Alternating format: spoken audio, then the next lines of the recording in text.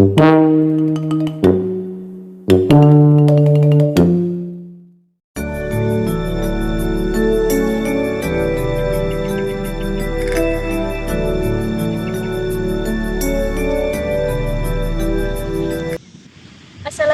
warahmatullahi wabarakatuh.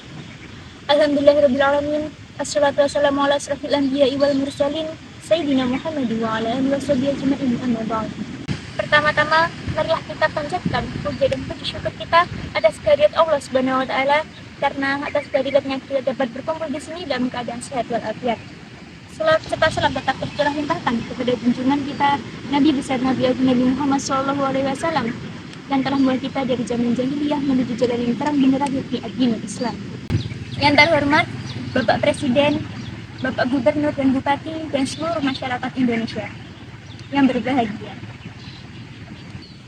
Sebagai sebuah negara yang merdeka yang berdaulat berdasarkan Pancasila dan UUD 45, menjaganya dari serangan atau ancaman dari luar adalah suatu kewajiban bagi kita, baik ancaman dari luar maupun dari dalam. Saya kira kita tidak akan pernah lupa akan peristiwa yang terjadi pada tanggal 30 September 1965. Sebuah tragedi di mana pembunuhan dan penculikan beberapa jenderal dilakukan secara kejam dan tanpa adanya peri kemanusiaan. Saudara-saudara sebangsa setanah air yang berbahagia, peristiwa G30 PKI adalah peristiwa penculikan dan pembunuhan para perwira jenderal angkatan darat secara kejam dan secara tragis, dan kemudian dimasukkan ke dalam sumur lubang buaya.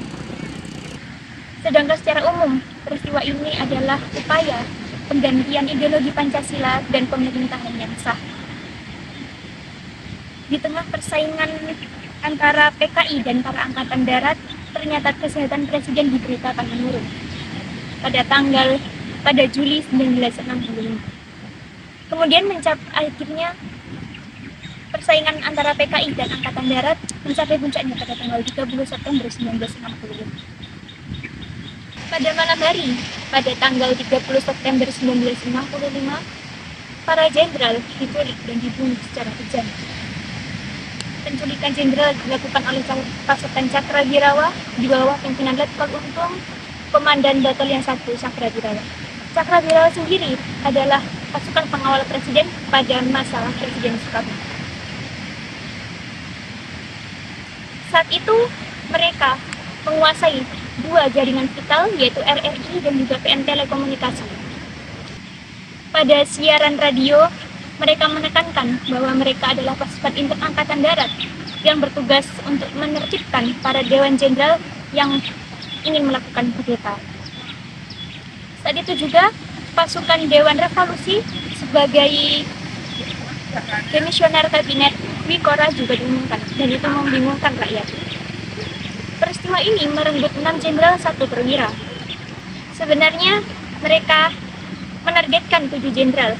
Saat penculikan Ahanasution berhasil melarikan diri. Akan tetapi satu ajudannya berhasil ditangkap oleh pasukan Cakrawirawa, yaitu Pierre Tendian, yang menjadi korban di G30 PKI. Dan juga satu anaknya yang salah tembak Cakrawirawa. Keesokan harinya, pada saat hilangnya 6 jenderal ke 1 perwira tersebut, keadaan negara sangat genting. Akhirnya Majen Soeharto menggantikan posisi Jenderal TNI karena Ahmad Yani keadaannya belum bisa diketahui. Saat sudah berhasil menghimpun para pasukan yang setia kepada pemerintah dengan waktu relatif cepat, akhirnya gerakan G30 PKI berhasil ditumpas.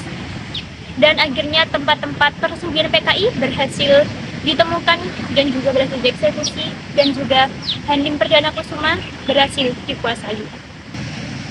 Dan dalam perkembangannya dapat disimpulkan bahwa G30 PKI didalangi oleh PKI itu sendiri. Dan sejak saat itu, operasi pengejaran para petinggi PKI segera dilakukan. Akhirnya, para mahasiswa, para pelajar, dan beberapa kelompok masyarakat menyerukan untuk pembubaran PKI. Dan sejak saat itu, PKI di Indonesia bisa ditumpas dan dihapuskan. Saudara-saudara sekalian yang saya hormati, demikianlah pidato singkat dari saya. Mohon maaf bila ada salah kata. Wabillahi taufiq wal hidayah. Wassalamualaikum warahmatullahi wabarakatuh.